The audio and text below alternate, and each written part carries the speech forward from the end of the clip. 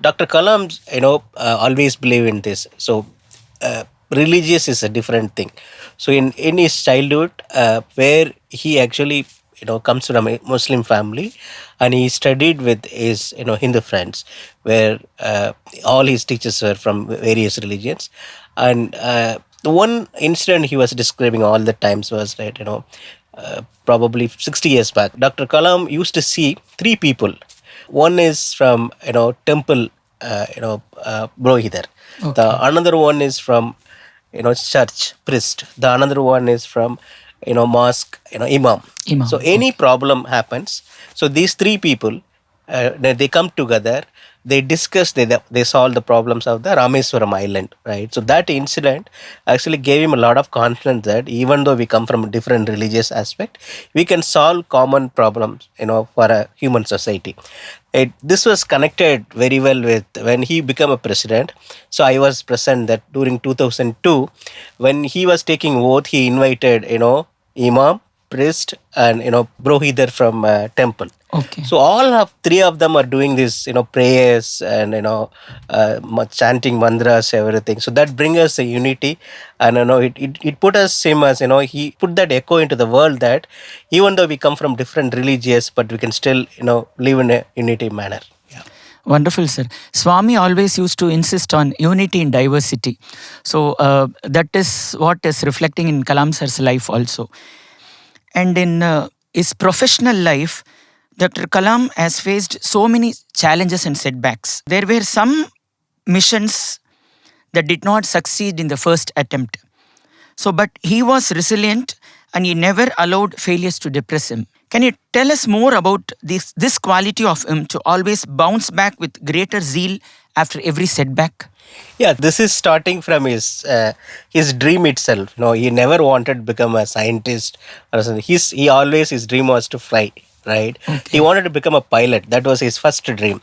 So he completed his aeronautical engineering from MIT. Then he applied for for pilot position. Right. Unfortunately, in the interview, so they were only selecting 8 people. So he came ninth. So he was rejected. So he was not able to take that pain into his heart. Then he didn't know what to do with that. So because his dream from childhood is because he always dream about flying.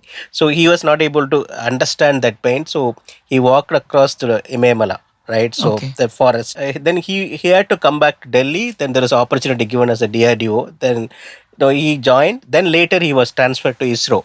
There his first mission was to put a rocket into the space, right? The first mission was a failure, right?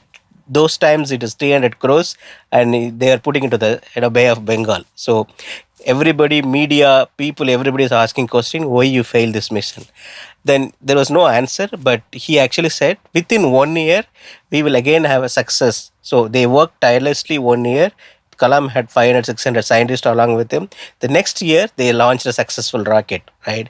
So he had all his scientific missions, failures, so he know how to handle things. Any failure happens, immediately he will arrange a meeting with all the stakeholders. He will have 360-degree perspective. He will listen everybody, where things went wrong, what is the root cause. Then he will give solutions. So that's how he manages failures. So, again, as a scientist, he always wanted the benefits of science should go to the common man. So, that is why he used his innovations that happened in space science to develop medical devices to help the handicapped and find cure to some of the diseases. So, can you tell us more about his compassion towards the poor, distressed, and deceased people? So Dr. Kalam, he was a space scientist, but still he used to think, how can we, the scientific discoveries, whatever they are doing in the space science, can be used for human betterment purpose. That is how they use the light material for this handicapped people, how they can use it for. And he was also involved in different research. I remember till this last birth he was involved with a doctor where how can we create a artificial eyes where we Oh, can provide vision to many people, because there are part of in India people actually suffers the blindness, right? So we don't have a proper solution for that. So he used to interact with one scientist from he's from a healthcare, to how we can come up with retina in a scientific way. Similar way, he used to in Anna University he was teaching. He used to Father George. He used to work with him. The curation of mental illness. There is a scientific study. Along with him, he published a paper. Scientifically how we can learn the pattern of the human being and cure him. So many aspect, whatever towards when he's after presidency, he was involved in across the globe. Many people how we can solve human problems in scientific way. Bhagawan used to say, end of education is character and end of knowledge is wisdom. So I think these qualities made him as a president of India also. So as a president, he has visited Puttaparthi many times, and he has himself said that he was very happy to be with Bhagawan in Prasanthi Nilayam. Has he mentioned anything about his visits to Puttaparthi and about Yeah. Swami to your family or you? Yeah, so after become president, right? So he visited Bhagawan once for. So then he came back to Delhi. Then we used to have a call, right? So I asked him what was in general. The conversation is like this. He will ask me what is the interesting thing about this week. Then I'll ask him what is the interesting thing. So that's Weekly updates. Yeah. So it become a daily update also. The interaction happens like this. What is the interesting thing happened today? What is the new stuff you did? What enlightenment you had? Something like that. So he said, yesterday I have gone to this place. I met Bhagawan. The way he articulated was right. It is in a very colloquial Tamil, but he said somebody who can remove pain in any aspect. The pain can be the people who comes with the physical pain or mental pain, or maybe economically they're struggling, or whatever it is, but Bhagavan is providing solution for everything. So that is what I have witnessed. He was actually talking to me. Then he said, when he asked him about very very interesting project, he was interacting with Bhagavan. He said how we can remove the pain of somebody who has got he lost somebody, and how you can compassionately we can give love, and you can uplift them. So that was his very interesting point he told me. Wonderful, sir.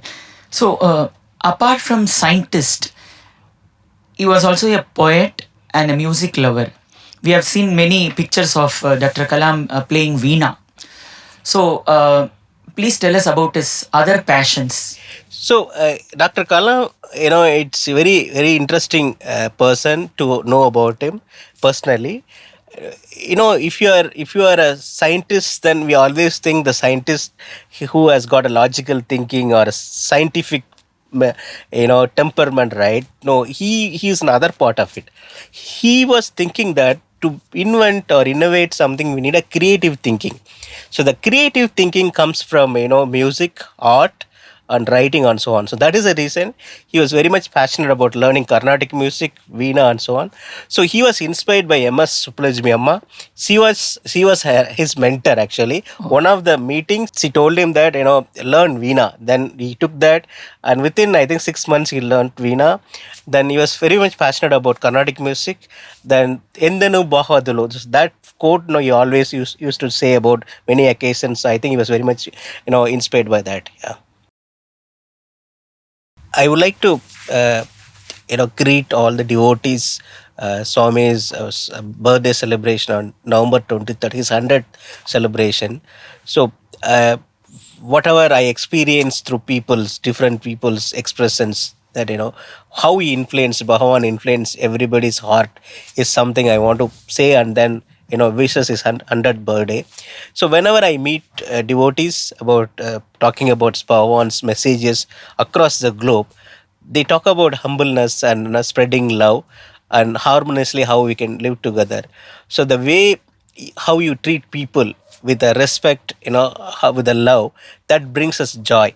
So eventually, every human being you meet, if you are able to give them a smile, if you are able to make them smooth, calmness, if you are able to make them that, then your day is blossom with joy. That's what I think Bhagavan's message to the entire community. So now I got that message from Dr. Kalam. He said, his experience, when in your lifetime, if you are able to remove pain from one person, then your life success, your mission is succeeded in your entire lives. But I think Bhagawan removed lakhs and lakhs, millions and millions of people's pain, right? So that is what we should be celebrating on his 100th birthday. Yeah. So along with that, we'll be celebrating Dr. Kalam's 94th birthday in October 15th. So both of them are in a way, in a spiritual way, connected with their ideas and their compassion and their love. So I wish all the success and celebration. Thank you.